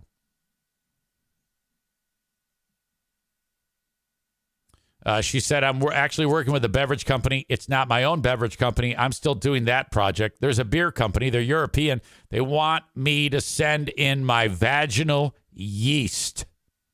Like basically pap smear myself. They're going to make beer out of my vag yeast. The Order of Yanni, however, say they don't use yeast. They use lactobacillus. And then I already talked a little bit more about the process. I did it in reverse order. She says, Yanni's website delves more into the process. It involves the isolation of lactic acid bacteria, followed by an intensive safety procedure to make sure that only lactobacillus bacteria is used and completely healthy. She writes, it's hilarious. People will buy it for sure. I don't know if they'll actually drink it. I mean, they'll probably drink it. She laughed. I think I would be more likely to drink her vag beer than I would open up the jar to smell her vag fart.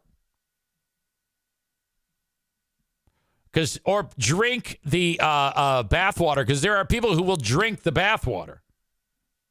Rancid bathwater. Now, this is all shit you can get away with when you're hot. Okay? When you look like this, you can pull this off. You can sell anything.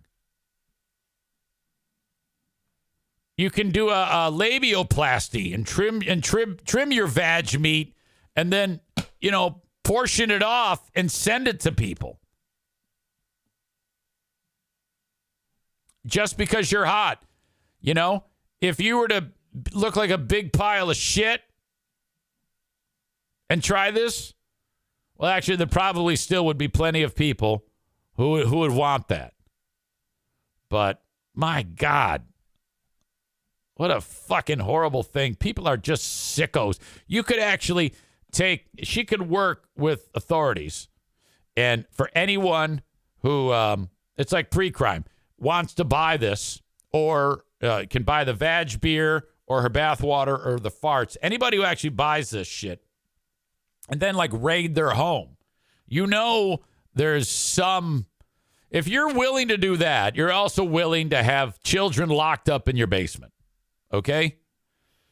Holy shit. What type of sicko? Tyler says, yeah, she's a babe, but zero chance I'd drink her coochie porter.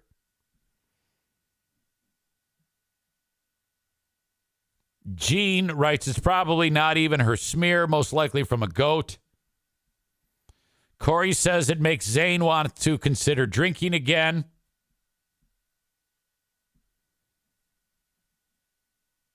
Cole says now the simps will be able to taste, quote, pussy. Nate says, isn't that what an IPA is? So you'd say International Puss Ale?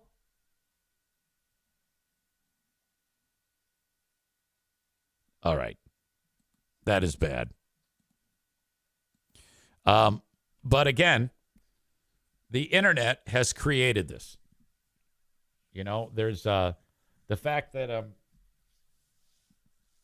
the incredible amount of money that changes hands between these so-called simps and online subscriptions, OnlyFans, things like that. There's an OnlyFans girl. Her name is Zia Anderson, who I didn't know who that was. And followed me on my Facebook page. And I said, well, I don't want some fucking OnlyFans. I don't want somebody following me. That's all I needed in my life is that type of trouble. And I thought it was spam. I thought it was just, a bot or something like that. But it's not. I mean, she told Christian Blatt from Who Are These Broadcasters, who he knows her, and she said, oh, yeah, I followed Eric, and he banned me. And that's true, I did. Because I didn't think it was like a real person, you know? And so I find out, okay, Christian gets her to join us on Who Are These Broadcasters in a pre-recorded segment where she reads the reviews of the show. And now when I banned her, I didn't know who it was. I couldn't remember it. To me, it just dissipated like a fart in the wind. He goes, yeah, so our review girl, Eric, is Z Anderson. She said she followed you on Twitter. I go, she did? Why would she do that? But yeah, so she did. This chick followed me, which, all right. I don't know. And she's an OnlyFans star, and she shows her boobies and shit to people for money, and her husband takes all the pictures. Okay? And in fact, this was the promotion of the show. Who Are These Podcasts? Zia joins the show. And I wrote, sorry, I blocked you, Zia, my bad.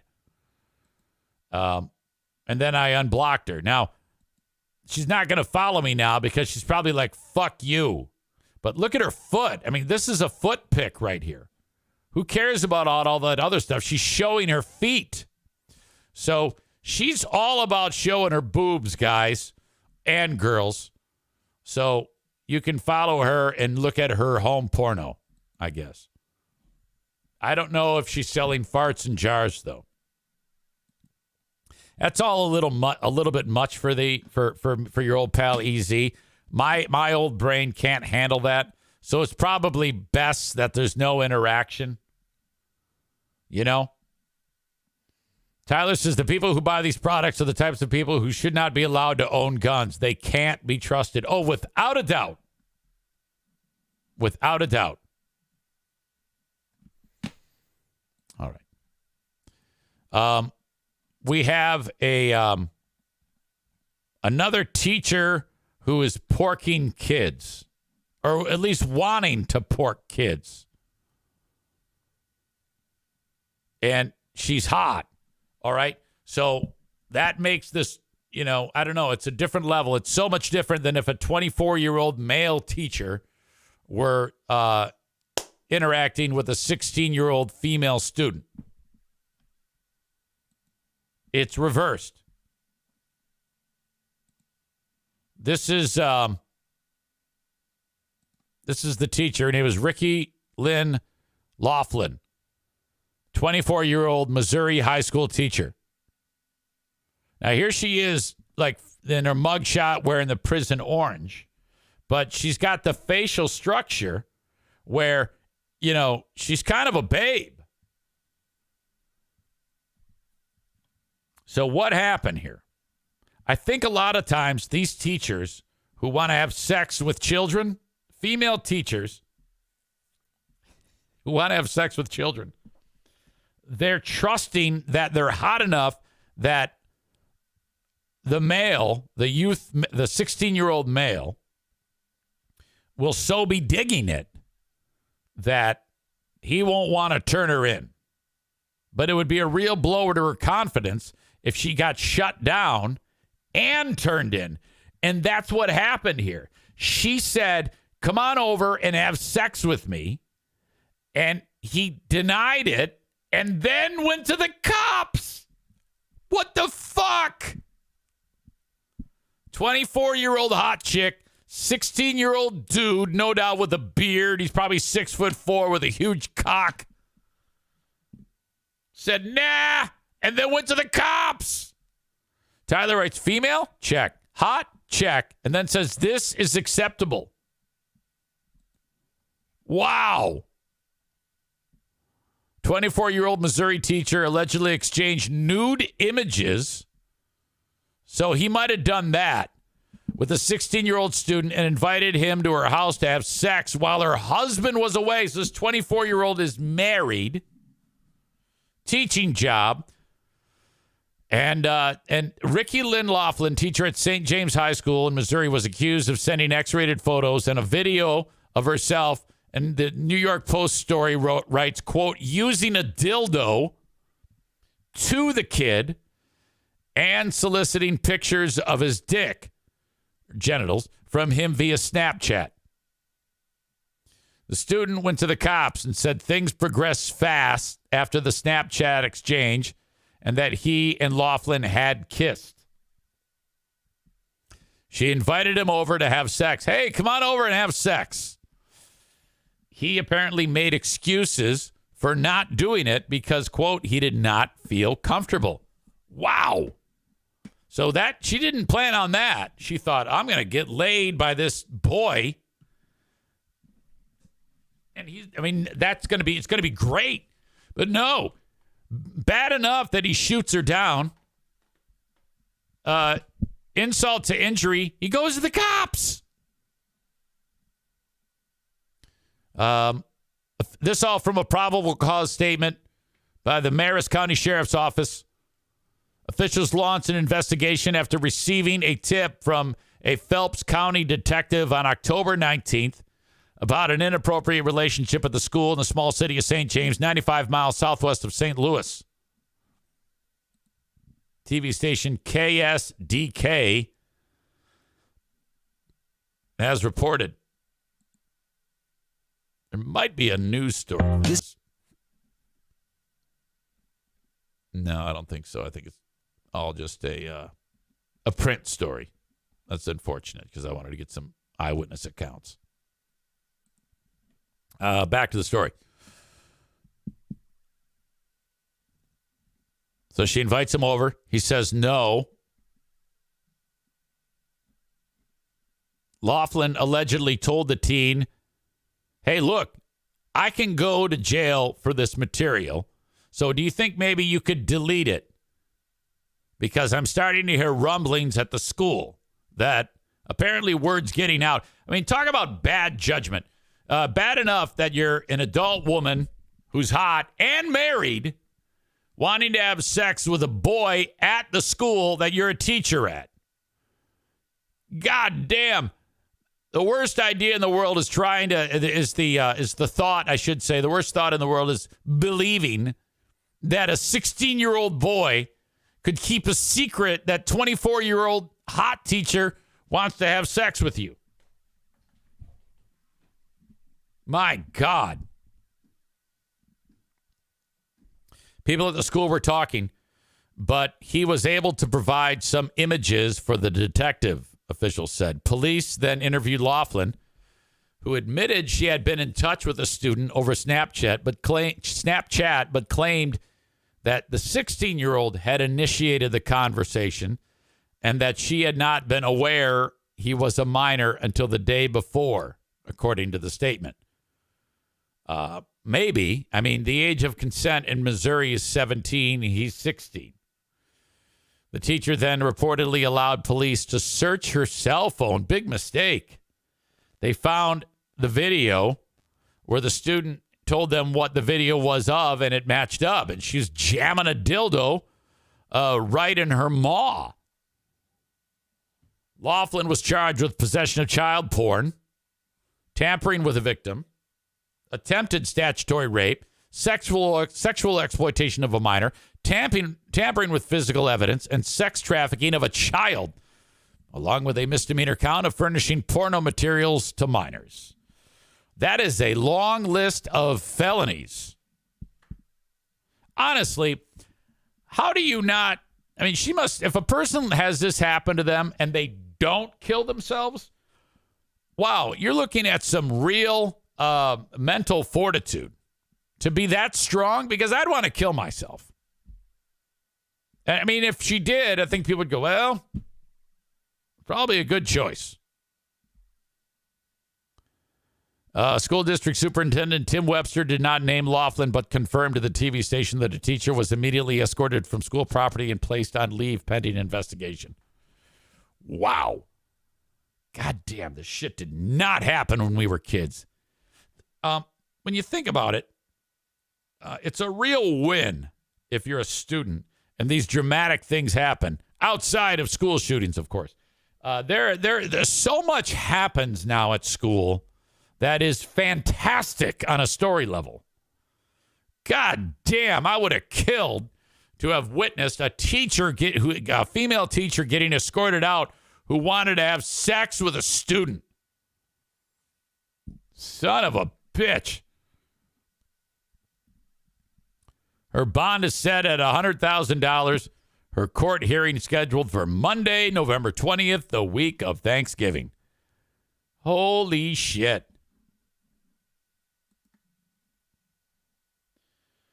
Tyler says, bummer for the detective looking at X-rated pics of her right in front of her. Wow, that's hot. I mean, I should probably submit this as evidence.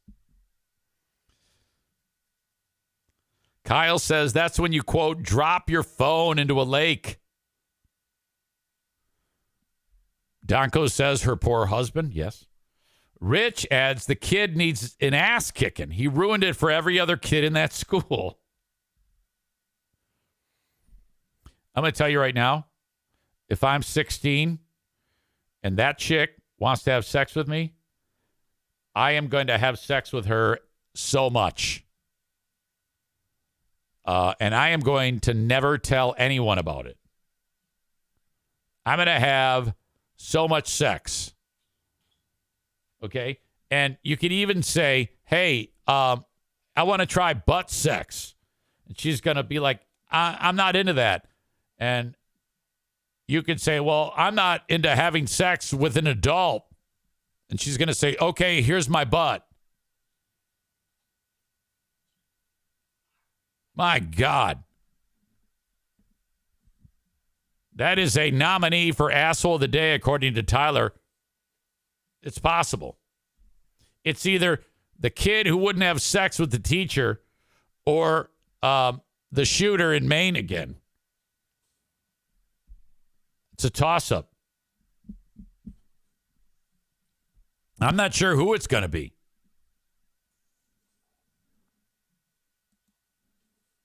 Thank you, as always, to the Mario Flores Lakeshore team of Van Dyke Mortgage. Get into a mortgage today.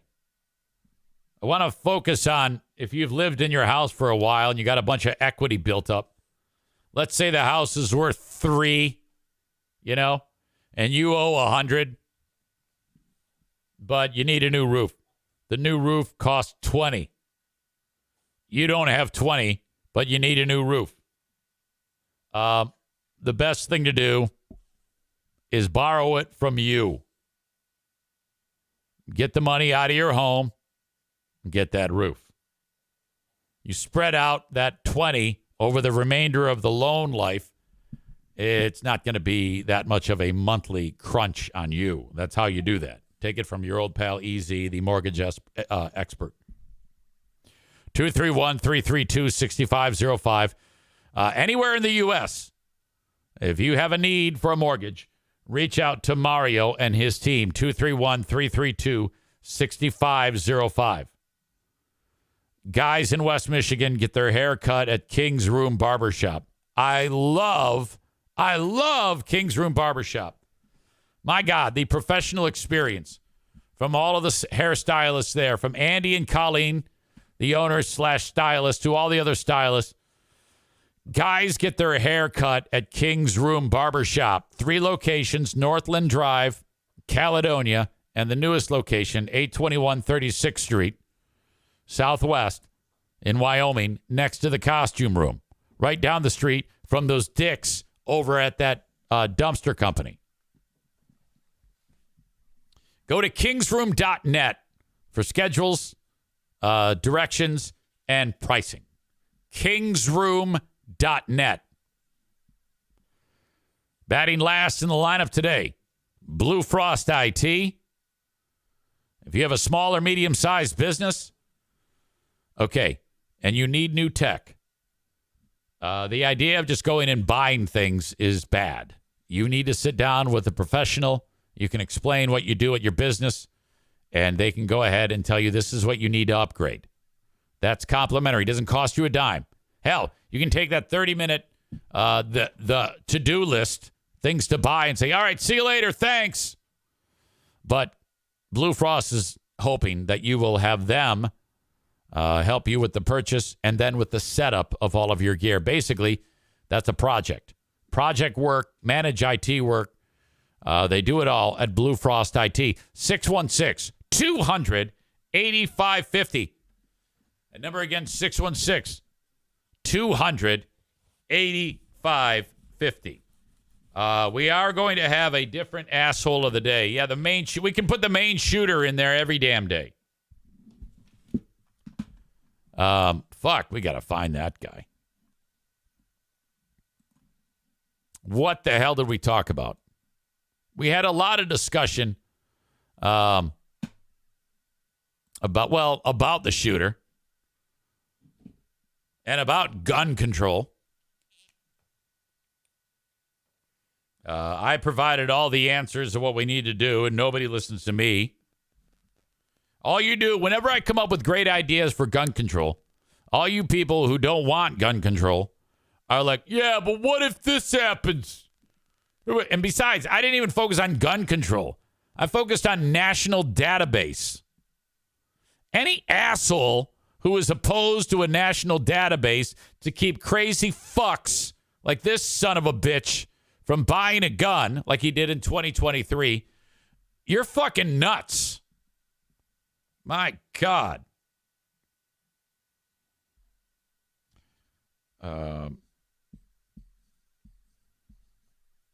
How would I describe the teenager who fucked it up and didn't get the sex from the 24-year-old?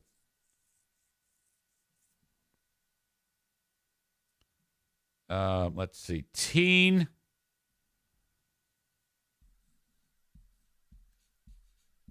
Okay. Asshole of the day brought to you by TC Paintball is teen pussy poison. It's alliteration. I couldn't think of anything else. It's that kid that I just got done talking about. Whatever. Okay. The narc.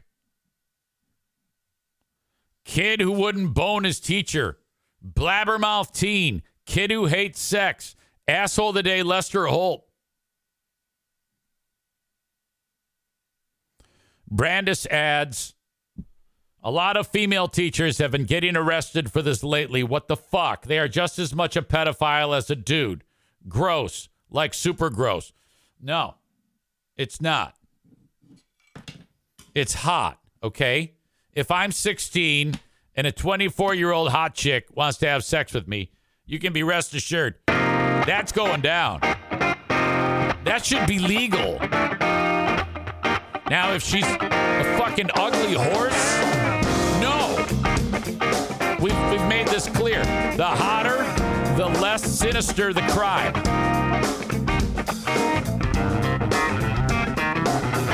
If the teacher looks like a former Zaniac, well, yeah, the teacher should be shot dead.